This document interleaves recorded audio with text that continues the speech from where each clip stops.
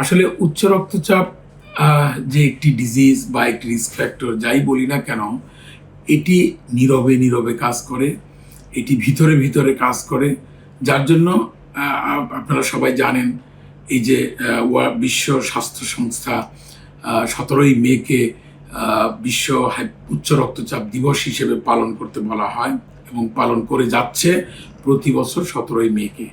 আজ 17ই মে এবং আজ হলো সেই উচ্চ রক্তচাপ দিবস। উচ্চ রক্তচাপ যেটি আগে শুরুতেই আমি শুরু করেছি এভাবে যে এটি একটি নীরব ঘাতক।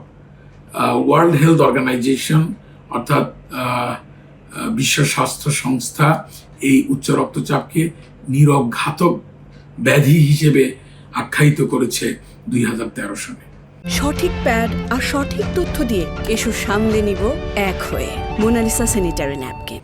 তারপর থেকেই নানানভাবে আমরা বিভিন্নভাবে মানুষকে সচেতন করার প্রয়াস পেয়ে থাকি, কিন্তু কেন জানি আমি দেখতে পাচ্ছি এটা আমাদের দেশের বললে শুধু কথা না, সারা পৃথিবীতে কোথাও এখনো পর্যন্ত এই হাইপার টেনশনকে আমরা ঠিক সেইভাবে নির্মূল তো করা সম্ভব হবে না, কেন যেন এখনো পর্যন্ত এটি তার নিজস্ব গতিবেগ একইভাবে চালিয়ে যাচ্ছে। তো যাই হোক, এবারকার প্রতিপাদ্য বিষয় হলো যে আমরা এটিকে সবাই মিলে কন্ট্রোল করব, রেগুলার ব্লাড প্রেশার চেক করব এবং এই ঘাতক ব্যাধিকে আমরা নির্মূল করব বা ডিফিট করব। তো যাই হোক, ধন্যবাদ আবার আপনাদেরকে। আশা করি ভালো থাকবেন।